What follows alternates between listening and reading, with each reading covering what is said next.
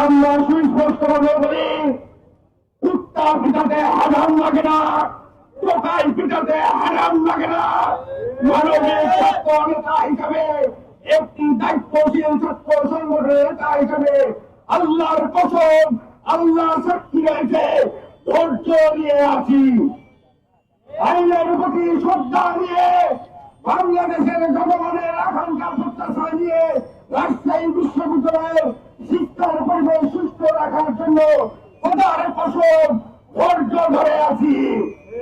ধৈর্য যদি বিচ্যুত ঘটে, বাংলাদেশে কারো শরীরে মানচিত্র রাখবো না। আমরা রাজশাহী বিশ্ববিদ্যালয়ে 5ই আগস্টের গণঅভ্যুত্থানের পরে রাজশাহী বিশ্ববিদ্যালয়ে কোন শিক্ষক বলতে পারবে না রাজশাহী বিশ্ববিদ্যালয়ের ছাত্র কোন নেতা এই প্রশাসন ভবনের কোন তদবির করতে গেছে, ওই ইঞ্জিনিয়ারিং ইনস্টিটিউটের তদবির করতে গেছে। অথচ আমরা দেখি গুপ্তরমুক্ত করে রাতের অন্ধকারে এই দুর্নীতি প্রবণ বিশ্ববিদ্যালয় প্রশাসন কখনো চাকরি নিয়োগ দেয়। সকালে ঘুম থেকে উঠে দেখতে পারি একে নিয়োগ দেওয়া হয়েছে। আরে ভাই, তুমি নিয়োগ দাও, এতে কোনো আপত্তি নাই। তুমি বাংলাদেশের মানুষের আকাঙ্ক্ষা প্রত্যাশা ধারণ করে সার্কুলার বিজ্ঞপ্তির মাধ্যমে তোমার বাংলাদেশের মানুষের চাকরি নিশ্চিত কর্মসংস্থান সমস্যা কোথায়?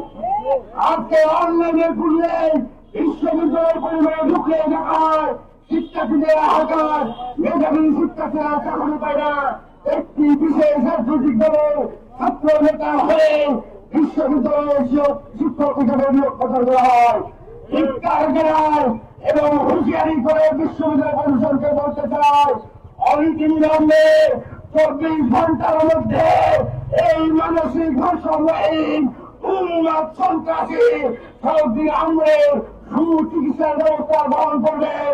যদি 24 ঘন্টার মধ্যে তার মানসিক চিকিৎসা প্রদান না করা হয়, আমরা ভেবেই নিব এই বিশ্ববিদ্যালয় প্রশাসন, এই বিশ্ববিদ্যালয় উপাচার্য এবং 2 উপাচার্য দ্বয়ের প্রত্যক্ষ পরোক্ষ নির্দেশে আমাদের বিএনপির ভারপ্রাপ্ত চেয়ারম্যান জনাব তারেক রহমানের ব্যানার ছিঁড়ে ফেলা দেওয়া হয়েছে।